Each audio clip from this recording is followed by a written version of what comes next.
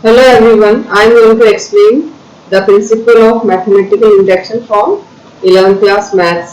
So according to this principle, suppose there is a given statement Pn involving the natural number n such that. So first you just understand what is the meaning of this line.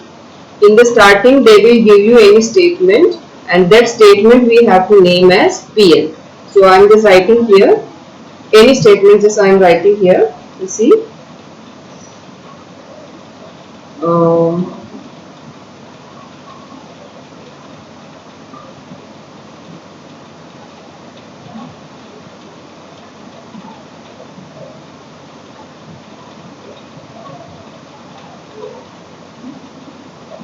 Let the mathematical statement is 1 square plus 2 square plus 3 square plus it is extended up to n square is equal to, so it's a formula student, it's a formula of sum of square of natural numbers.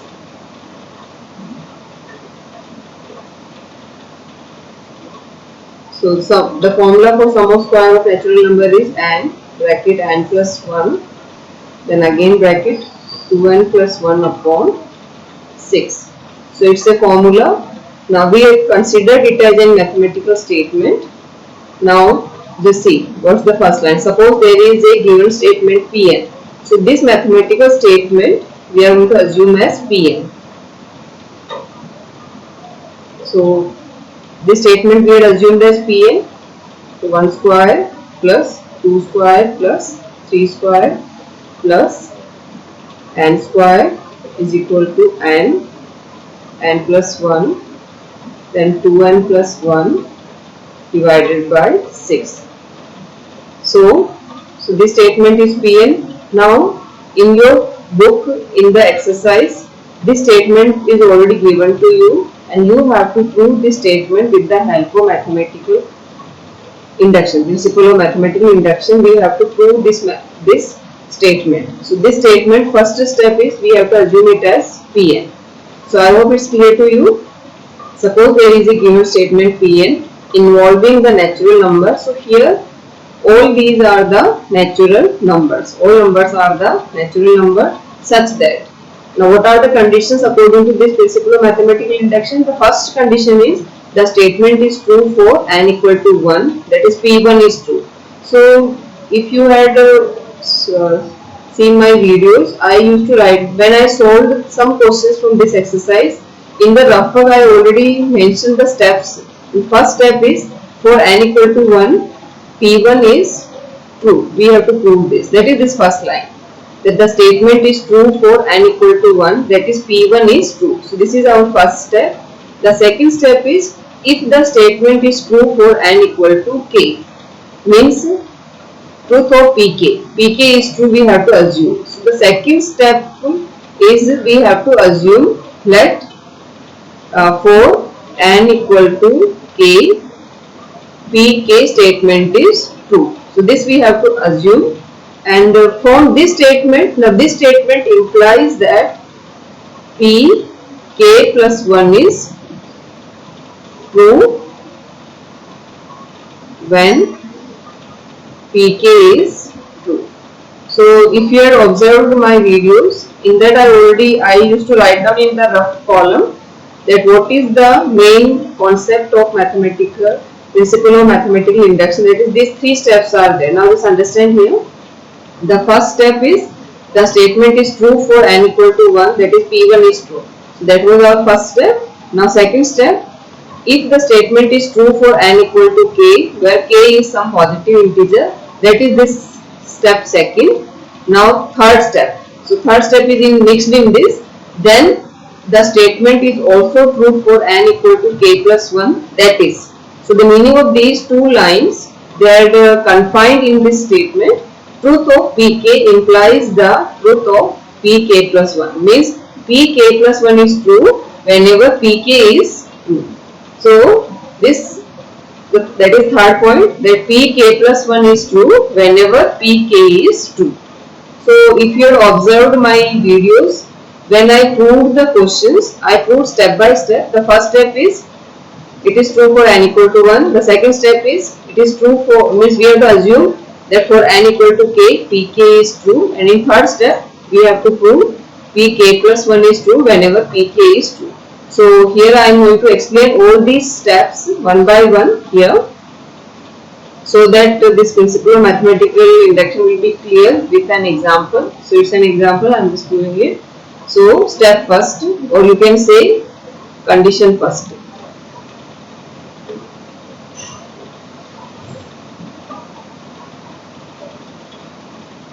Condition first, for n equal to 1, left hand side of P1. So instead, in here we have to substitute n equal to 1. So P1 means from starting only the first term you have to take.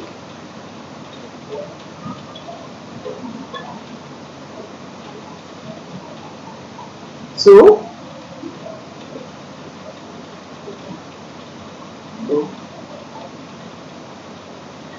only you have to take the first term, that is 1 square equal to 1.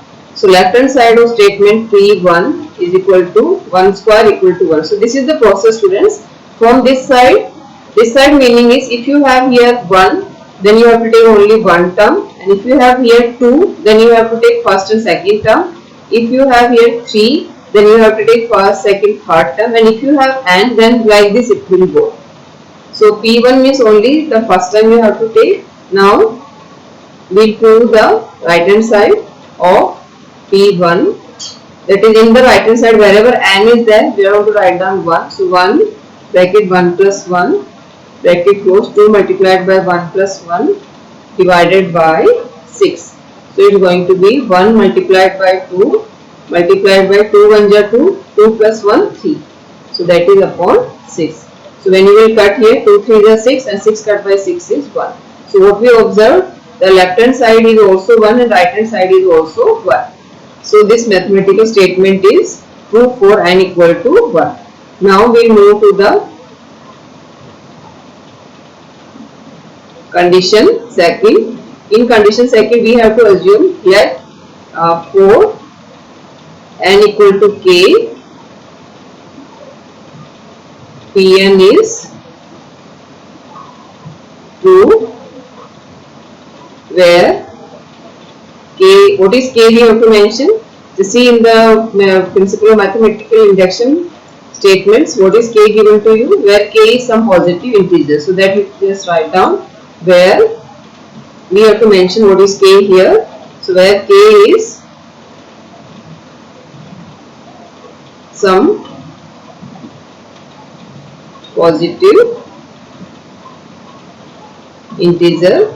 Now whatever we first is write down what is your Pn statement. Pn statement is sum of square of natural number extended up to n is equal to n, then n plus 1 to n plus 1 divided by 6. So this is your Pn statement. Now what we want from here, Pk statement. So the statement Pk is going to be 1 square plus 2 square plus 3 square plus extended up to n square is equal to k plus 1, then 2k plus 1 divided by 6. So just assume it as equations first. Now condition third. According to this third condition, we have to prove that Pk plus 1 is true whenever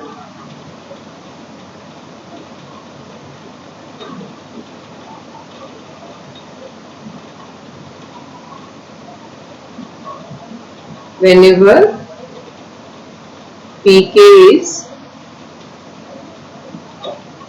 true. So since means here, you see the statement in your principle of mathematical induction. First, actually here the main motto behind explaining this question is to explain the statements of principle of mathematical induction. So see here the last line, truth of Pk implies the truth of Pk plus 1. So Pk is true, we have to assume, and from this, with the help of Pk, we have to bring Pk plus 1.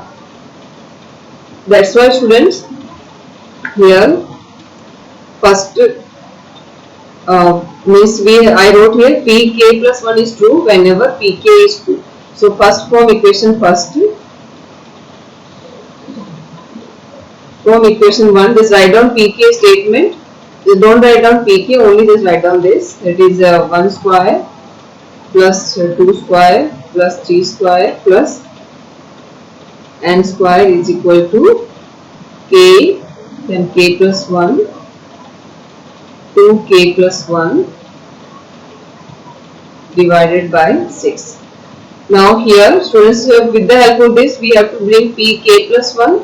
So just see here what you have. First we have to compare something. You see here, when you have n, that time the last term is n. When you have k, and that time also the last term is going to be k. So I will just make correction here because everywhere k will come instead of n. So what we are observing, that whatever is in here, same thing we need in the end of the addition. So if we want k plus 1, then here also we have to bring k plus 1. So that's why what we will do is k plus 1 whole square we will add in both the sides. Again I am explaining, to bring Pk plus 1 statement, we are going to add k plus 1 whole square in both the sides. So just write down now here, on adding k plus 1 whole square. Why we are doing? Because here they see 1 square, 2 square, 3 square, k square. So if k plus 1 will come, then on that also square will come. That's why on adding k plus 1 square in both sides. So in both the sides k plus 1 square just add. That will give you 1 square plus 2 square plus 3 square extended up to k square. Then here just add k plus 1 square, and in here also just write down this first as it is. It is k plus 1, then 2k plus 1 upon 6 and k plus 1 square, adding both the sides. Now this you can write as, you can avoid this term, so it's going to be 1 square plus 2 square plus 3 square plus extended up to k plus 1 whole square. So this statement is converted to the statement Pk plus 1. So just see students, we started from Pk statement and we reached up to Pk plus 1 statement. How we reached? Because we added k plus 1 square in both the sides. So Pk statement is converted to Pk plus 1 statement. Now this we have to prove. So here first you just you just take the LCM first. So when we take the LCM here, write here 1 and take LCM both the fractions. So it's going to be k plus 1, then 2k plus 1 plus 6 k plus 1 square. Now take common, whatever you can take common. So we can take x plus 1 common. Now we are remained with here k bracket 2k plus 1 plus 6 bracket k plus 1, then bracket close and whole divided by 6. Now here students, you can further you can simplify it. So when we simplify, we are going to get here k plus 1 as it is, and just open the bracket here. So you will get 2k square plus k plus 6k plus 6. I open the bracket and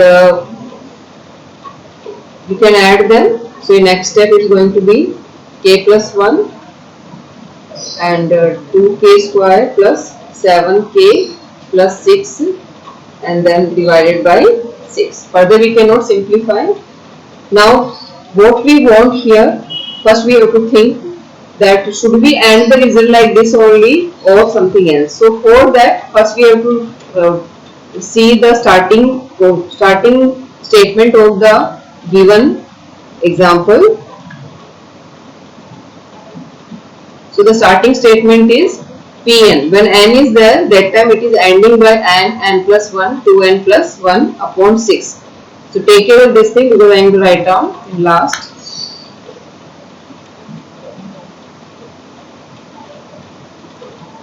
So when Pn is there, that time the state here something is there. I am just writing this right hand side only, that is n, then n plus 1, then bracket 2 multiplied by n, then plus 1 bracket close divided by 2. So when n is there, that time right hand side was this. So when we have pk plus 1, that time what we want the right hand side, because wherever n is there we have to replace it by k plus 1. So it's going to be here also k plus 1, and then here I am just shifting to the big bracket. Here you want k plus 1 and then this plus 1, and then here big bracket 2, here also k plus 1 then plus 1. So this we want. In means the pk statements right hand side should come of this format, and if we are able to convert this right hand side in this format, then only we can say that pk statement is true.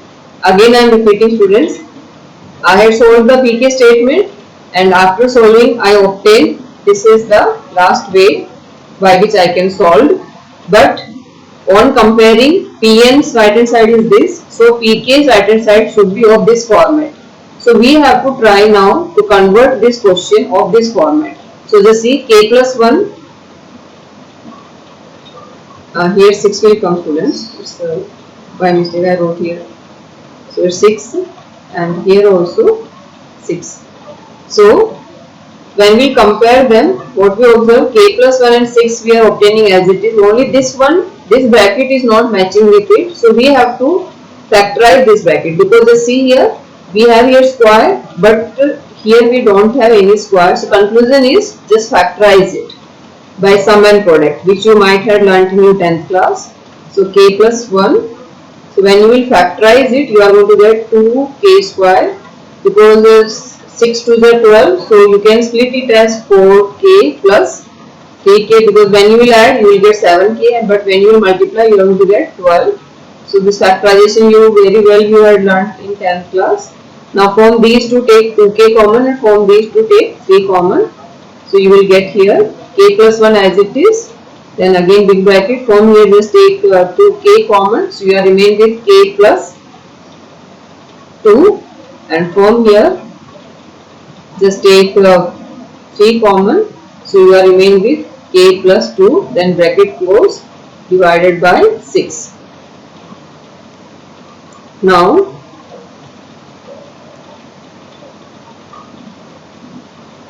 equal to k plus 1, then from these two what is common, k plus 2 is common, and from here what is going to remain, 2k plus 3 divided by 6. Now this k plus 1 as it is, now this you can write as k plus 1 plus 1, and this 2k as it is, and this 3 you can write as 2 plus 1. I will tell you why I am writing this. Now from here we can write it as k plus 1, and then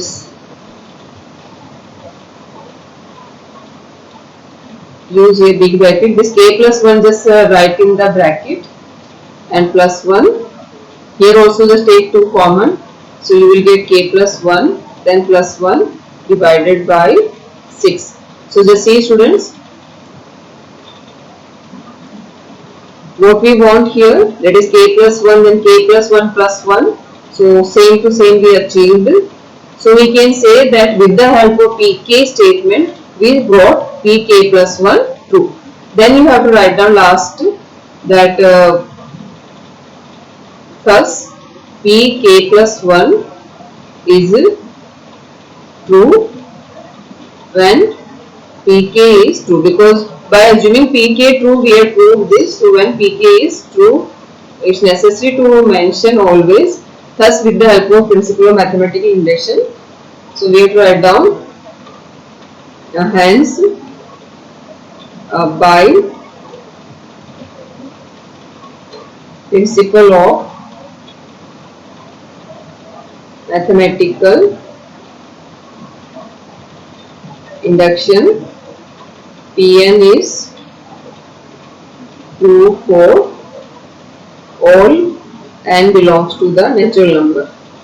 So I hope this principle of mathematical statement is clear to you.